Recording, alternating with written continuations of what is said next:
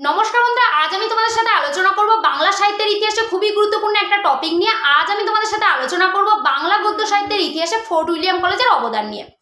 এই টপিকটা তো আমি তোমাদের সাথে ডিটেলসে আলোচনা করব, আর নোটসটা তো আমি তোমাদের সাথে অবশ্যই শেয়ার করব। কিন্তু তোমাদেরকে সবার আগে বুঝতে হবে যে ফোর্ট উইলিয়াম কলেজ কবে প্রতিষ্ঠা হয়েছিল, কে প্রতিষ্ঠা করেছিলেন, আর এই ফোর্ট উইলিয়াম কলেজটা প্রতিষ্ঠার উদ্দেশ্যটাই বা কী ছিল। তাহলে সবার প্রথমে ফোর্ট উইলিয়াম কলেজ কবে প্রতিষ্ঠা হয়েছিল খুব ভালোভাবে তোমরা মনে রাখবে। ফোর্ট উইলিয়াম কলেজ প্রতিষ্ঠা হয়েছিল 1800 খ্রিস্টাব্দে। সালটা আমি কত বললাম? 1800। খুব ভালোভাবে মনে রাখবে, ফোর্ট উইলিয়াম কলেজ প্রতিষ্ঠা হয়েছিল 1800 খ্রিস্টাব্দে। আর এই ফোর্ট উইলিয়াম কলেজটা কার উদ্যোগে নির্মিত হয়েছিল? এই ফোর্ট উইলিয়াম কলেজটা নির্মিত হয়েছিল উইলিয়াম কেরির উদ্যোগে। খুব ভালোভাবে মনে রাখবে, ফোর্ট উইলিয়াম কলেজটা মূলত উইলিয়াম কেরির উদ্যোগে নির্মিত হয়েছিল। আর এই ফোর্ট উইলিয়াম কলেজটা নির্মাণ করার মূল উদ্দেশ্যটা কী ছিল? তোমরা জানো 1800 খ্রিস্টাব্দে যখন ফোর্ট উইলিয়াম কলেজ প্রতিষ্ঠা হয়েছিল তখন ভারত ছিল মূলত ইংরেজ শাসিত। এবার ইংরেজ শাসিত ভারতবর্ষকে চালনা করার জন্য ইংরেজ শাসিত বিভিন্ন কর্মচারীর প্রয়োজন ছিল, কারণ দেশীয় কর্মচারীদের দিয়ে ইংরেজরা বেশি দিন ভারত শাসন করতে পারতো না।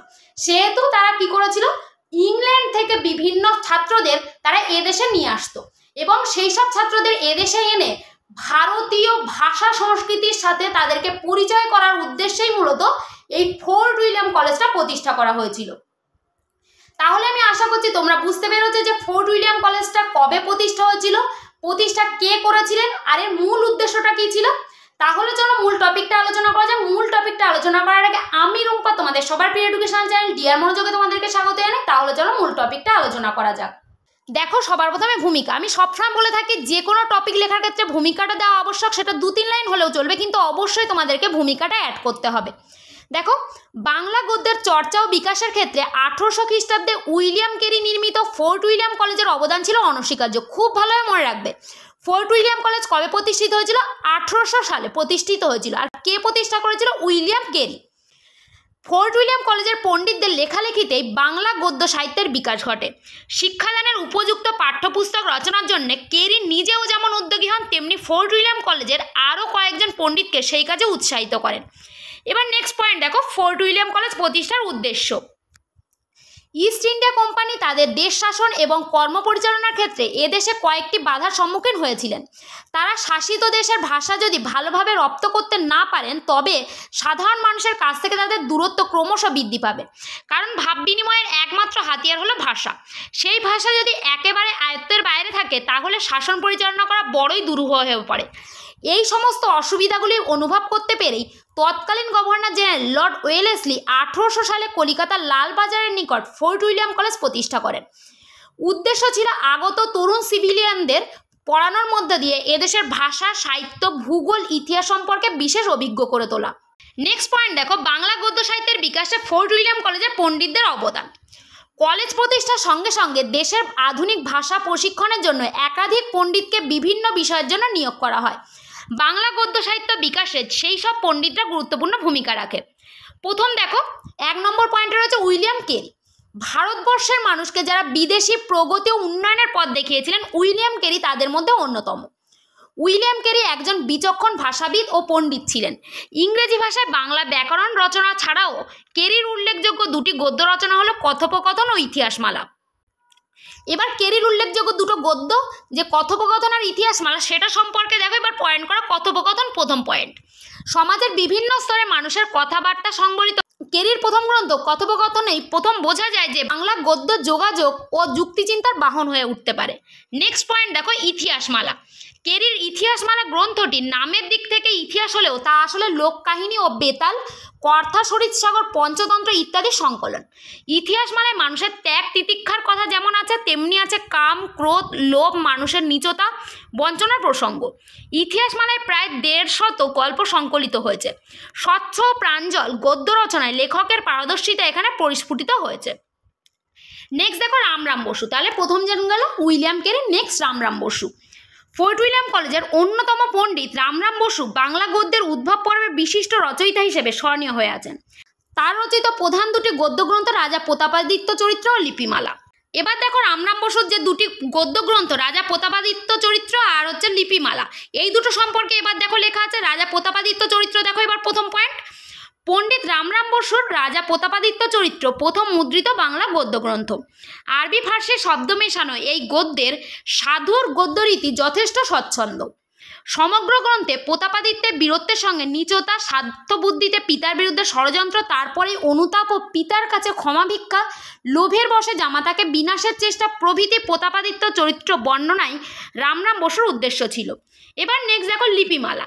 লিপিমালায় আরবি ফার্সি বাহুল্য ত্যাগ করে রামরামের গদ্যের বাক্য গঠন রীতি আরও সহজ হয়েছে। লিপিমালা গ্রন্থটি পত্র রচনার ঢঙে রচিত হয়েছে। চিঠির আদলে রাজা পরীক্ষিতের কথা, দক্ষ যজ্ঞের কথা, নবদ্বীপে চৈতন্যের কথা, গঙ্গা অবতরণের কথা প্রভৃতি কাহিনী বিবৃত হয়েছে। এবার নেক্সট দেখো মৃত্যুঞ্জয় বিদ্যালঙ্কার। ফোর্ট উইলিয়াম কলেজের ব্রাহ্মণ পণ্ডিত মৃত্যুঞ্জয়ের সংস্কৃত অসাধারণ পাণ্ডিত্যের জন্য একদা জন মার্সম্যান তাকে ডক্টর জনসনের সঙ্গে তুলনা করেছিলেন। তিনি শিক্ষার্থীদের জন্য মোট 4খানি গদ্যগ্রন্থ রচনা করেছিলেন। এবার প্রথম গদ্যগ্রন্থ দেখো 32 সিংহাসন। 32 সিংহাসন একটি অনুবাদমূলক রচনা, সংস্কৃত কাহিনী রূপান্তর। উইলিয়াম ক্যারির নির্দেশে মৃত্যুঞ্জয় বিদ্যালঙ্কার সিংহাসন দ্য ত্রিংশিকা অবলম্বনে এটি রচনা করেন। আদর্শ রাজা বিক্রমাদিত্যের চরিতকথা, ঔদার্য ও মহানুভবতার বর্ণনা এই 32টি গল্পের উদ্দেশ্য। নেক্সট দেখো হিতোপদেশ। এই অনুবাদ গ্রন্থে পশু পাখির মুখে অবিকল মানুষের ভাষা বসিয়েছিলেন তিনি। কোথাও কৌতুক, কোথাও উপদেশ, কোথাও নিছক বর্ণনা গ্রন্থটিকে স্বতন্ত্র মর্যাদা দিয়েছে। তিনি মনে করেছিলেন সাধু বাংলা গদ্যের রীতির জন্য সংস্কৃতের আদর্শ অনুসরণ করা উচিত। নেক্সট দেখো রাজাবলী। এটি ইতিহাস বিষয়ক মৌলিক রচনা, বাঙালির লেখা প্রথম ইতিহাসমূলক রচনা। হিন্দু মুসলমান শাসক ও ইংরেজ আমলের ইতিহাস অবলম্বনে রচিত এই গ্রন্থটি। নেক্সট দেখো প্রবোধচন্দ্রিকা। প্রবোধচন্দ্রিকা মৃত্যুঞ্জয়ের অন্যতম রচনা। গ্রন্থটি মূলত সংকলন গ্রন্থ। সংস্কৃতে ব্যাকরণ, অলঙ্কার, নীতিশাস্ত্র, ইতিহাস, পুরাণ প্রভৃতি থেকে মৃত্যুঞ্জয় নানা ধরনের উপাখ্যান ও রচনাটি সংগ্রহ করেছেন। সেই সঙ্গে লৌকিক কাহিনী সন্নিবেশে গ্রন্থটি রচিত।